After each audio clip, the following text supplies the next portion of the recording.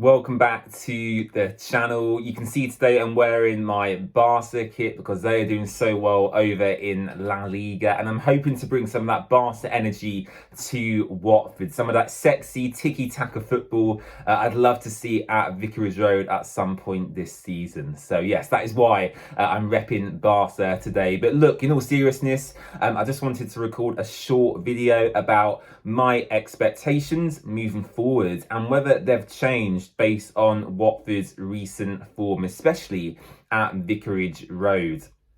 I think for me personally, the discussion around whether we can finish in the playoffs is extremely important because I think that will determine what happens in the January transfer window. We've spoken to various figures ourselves at the club this season through the fans forum events, or the fans chats as they were called, that they've put on for content creators this season. And we've spoken to Scott Duxbury and Tom Cleverley, and both of them have gave very interesting answers in regards to expectations around what they hope the team will achieve. When we spoke to Scott Duxbury, he was very much on the fence of not getting too excited and just enjoying the journey under Tom Cleverley. He said himself he hadn't actually set Cleverley a particular target in the league in terms of a position he wanted him to achieve. He just wanted to get the feel-good factor back, which is exactly what Scott Duxbury said. And I would actually be more inclined to agree with him than what Tom Cleverley has said, because on the other hand, Tom Cleverley,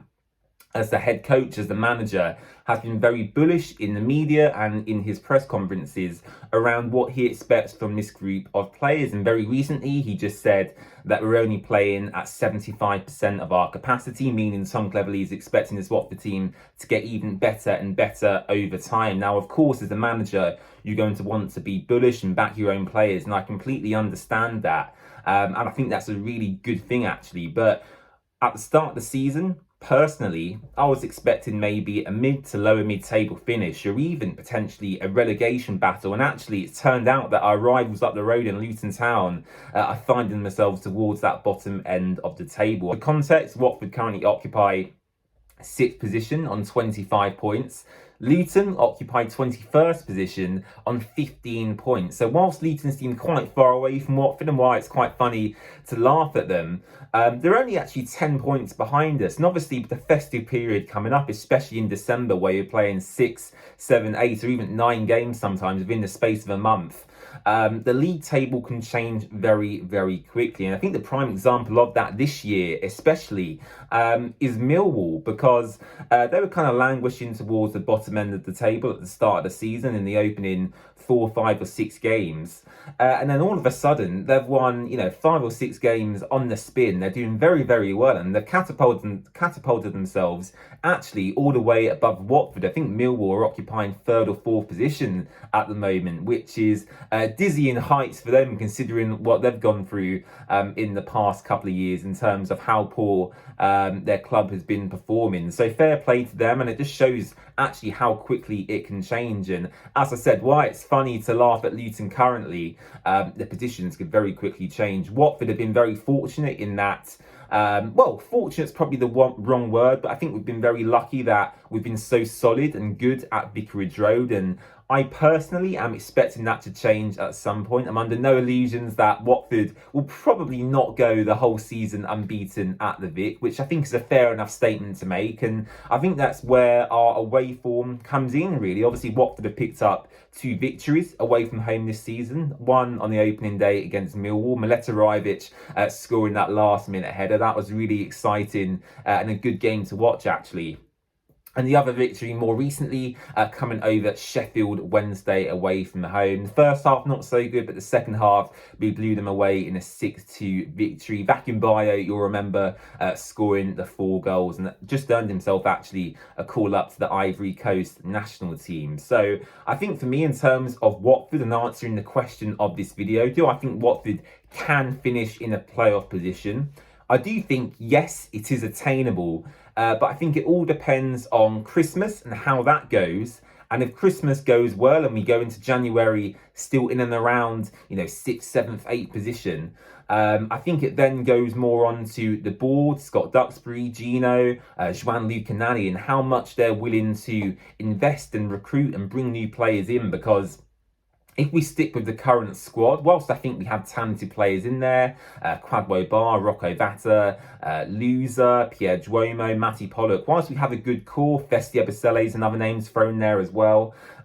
Whilst we have a good core, I think our squad depth outside of that core group is pretty poor. We've seen that with the midfield situation in the past few weeks even. Musa Sissoko obviously picking up his 3-match ban. Tom Deli Bashiru being overplayed and has sustained a knee ligament injury. And that's meant really we've had to rely on Pierre Duomo, who is a youngster, and then Imran Loser, who in the past few months and years even hasn't been performing up to maybe the levels we would want from him. So squad depth is an issue for me. I think that we probably will just missed out is my gut feeling currently, and I always trust my gut. I do think we may just miss out come the end of the season, which will be disappointing. But in the context of our expectations at the start of the season, that would be an excellent achievement. So I'm in two minds, really. I actually don't think Watford are ready to get promoted yet. I think we've seen even in the Premier League this season that the 3 promoted teams last time out, for example, Ipswich and Southampton, Leicester even, they're all struggling again towards the bottom end of that Premier League table. In fact, I think all 3 of them teams are in the Premier League relegation zone at the moment. So that just shows the gap between the Premier League and the Championship is widening even more. So I think for me, I would absolutely take promotion this season or a playoff race.